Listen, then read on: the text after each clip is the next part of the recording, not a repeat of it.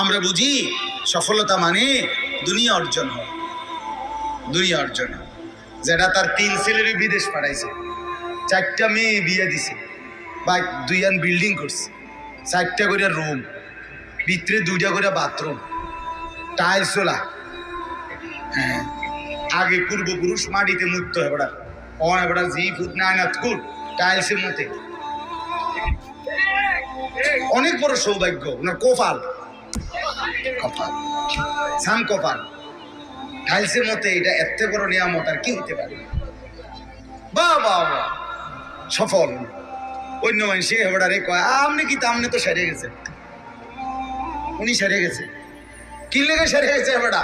ওই যে আমরা 3 ফুট বিদেশ, মেয়েও বিয়ে দিয়ে ফেলছে, বিল্ডিংও করে লাইছে, আর সমস্যা কি তা ওনার? বুঝেন নাই কথা? আমরা মনে করি